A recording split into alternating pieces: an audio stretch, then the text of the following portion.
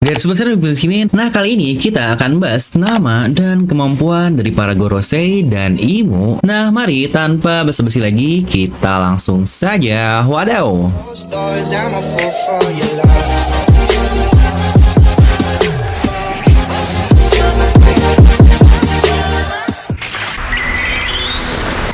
Oke, kemunculan Gorosei ini bisa dibilang sudah kita dapatkan lebih dari 20 tahun lalu, tetapi akhirnya kita baru tunjukkan sekarang nama dan spill sedikit dari kemampuan mereka. Untuk Imo mungkin masih cukup baru ya, dia muncul pertama kali di chapter 900 awal, jadi kira-kira untuk kedepannya, apa saja sih arti nama dan kemampuan dari mereka semua? Nah, jadi pastikan kalian tonton video sampai habis ya, agar tidak ada informasi yang miss dan juga setengah-setengah. Karena untuk situ tidak masuk akal, tapi akal bisa masuk. Nah, mari siapkan kopi, nyalakan yang besar, pasang headsetnya, ambil posisi PW, and wadidaw.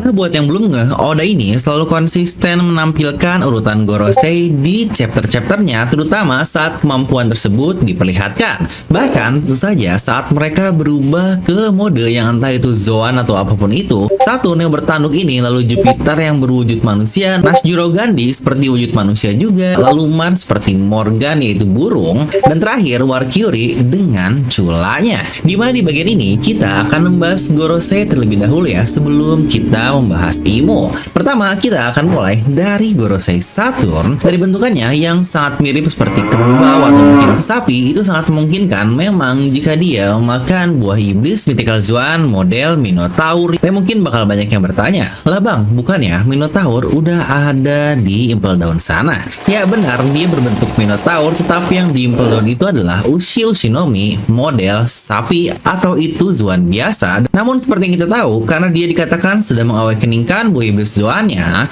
dan menurut saya mode awakening Zoan itu 80% diambil dari wujud binatangnya, maka dia jauh lebih ke sapi. Nah, dimana Minotaur ini lebih ke wujud mitos sendiri yang berbeda dengan memiliki kemampuan yang sejujurnya sangat-sangat dahsyat sekali, atau bahkan dia adalah orang tua dari Minotaur ini yang bernama Minos, yang juga disebut sebagai dewa bertanduk.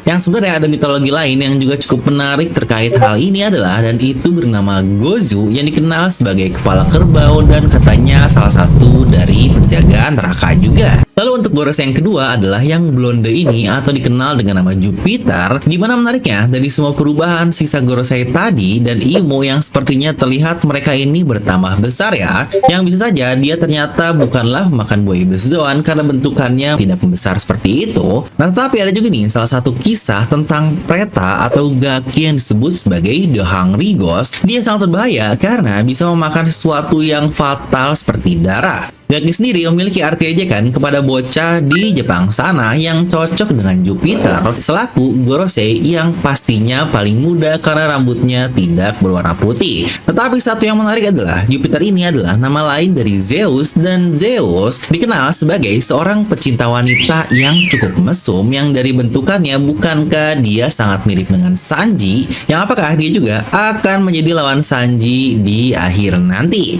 Nah, lanjut Gorosei ketiga, atau mungkin dia ini yang paling terkenal ya, yaitu Gorosei Gandhi yang bernama V Nasjuro. Ini yang paling terhighlight lah pokoknya dari semua Gorosei, yang bahkan dari bentukan perubahannya pun dia yang berkali-kali ditunjukkan oleh Oda. Dan dari bentukannya sepertinya cukup jelas juga ya, jika dia adalah Zoan yang sudah awakening, karena adanya semacam awan hitam yang mengelilingi tubuhnya tersebut. Ya, walau kita tidak tahu apakah itu Mythical Zoan atau Zoan biasa saja, karena toh bukankah Rob Lucci saja dia Zoan biasa tetapi awakeningnya tetap serupa. Nah, tapi saya menemukan satu hal yang menarik nih. Terdapat sebuah mitologi yang bernama Tenin atau Deva, di mana Tenin ini dikatakan jauh lebih baik dari manusia di semua aspek, yang sedokan dengan dia juga yang mirip dengan Mahatma Gandhi. Nah, yang menariknya adalah Tenin ini dikatakan cukup berhubungan dengan satu perang kosmik yang berlangsung selamanya melawan Asura. Apakah dia benar-benar akan menjadi lawan terakhir Zoro? Toh pedang yang dia gunakan juga banyak yang memprediksikan jika itu adalah Sodai Kitetsu, di mana Zoro juga menggunakan sandai generasi ketiga dari Kitetsu tersebut. Dan dari tampilan juga yang sangat mirip sekali dengan samurai Wano Kuni dan Zoro juga yang akhirnya sudah terkonfirmasi jika dia memang keturunan dari negeri Wano Kuni tersebut. Apakah nantinya akan ada Nasjuro versus Zorojuro? Menarik sekali.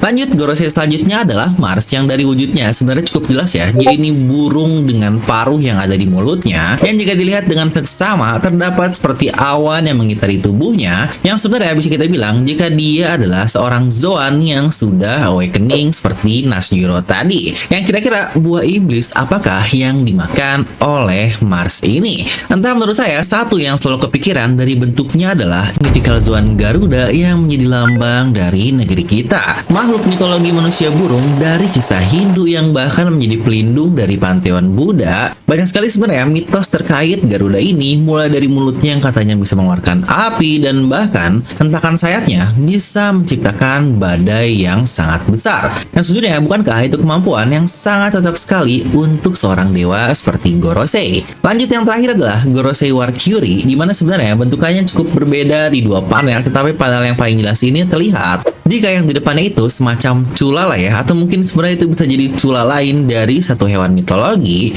Karena lihat bentukan Mezu atau muka kuda ini adalah sebuah iblis yang dikenal melindungi gerbang neraka, dan dia adalah satu dari dua iblis yang akan ditemui pertama kali di Underworld sana. Tentu saja sebagai penjaga utama, pasti mereka sangat-sangat kuat sekali. Dikatakan dia memiliki kekuatan yang sangat kuat yang bahkan dapat memindahkan gunung. Kemampuan yang sangat cocok lagi-lagi untuk seseorang yang sangat epik seperti para Gorosei.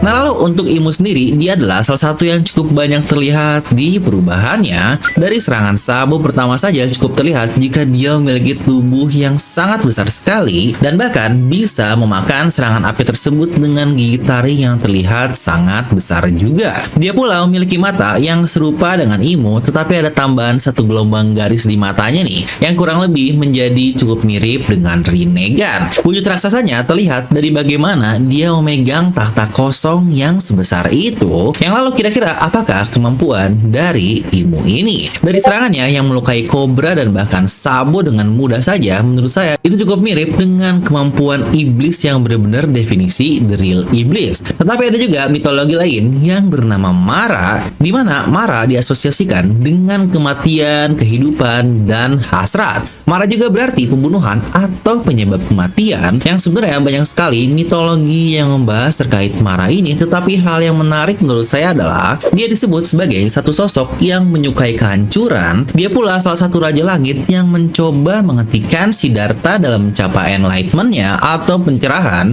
yang sebenarnya sangat cocok juga kan dengan kisah Imu yang mencoba menghentikan Joy Boy dalam operasi One Piece untuk menyatukan dunia ini. Yang sejujurnya kalau saya sendiri suka dengan kisah Mara yang meng-background-i Imu, tapi dari buah iblisnya lebih cenderung ke iblis sih, mengingat serangannya itu seperti dari ekor iblis yang bukankah bentukannya sangat-sangat serupa sekali. Tapi lagi-lagi semua ini hanyalah referensi, dan yang namanya referensi kita tidak perlu menconteknya 100%. Kita mungkin hanya bisa mengambil sedikitnya saja dan akhirnya kita modifikasi lagi, ya mungkin kurang lebih seperti ATM lah, amati, tiru, dan modifikasi. Anjay, udah kayak jadi orang marketing banget. Nah, di mana sebenarnya saya juga ada bahasan menarik nih terkait satu sosok luar biasa ini alias Nerona Imu, yang bagaimana kira-kira wajahnya dan apakah kita juga sudah mendapatkan foreshadow terkait Imu ini sangat lama sekali, sekitar 20 tahun yang lalu. Yang untuk hal ini akan kita bahas di video terpisah ya. Jadi pastikan jangan lupa untuk subscribe. Nah, jadi itu untuk video kali ini. Kalian bisa tuliskan pendapat kalian di kolom komentar di bawah. Dan seperti biasa, semoga kalian terhibur dengan video ini. Like aja kalian suka, dislike aja kalau suka, jangan lupa untuk subscribe dan juga share video teman kalian. Gue Devin pamit, and I'll see you guys next time.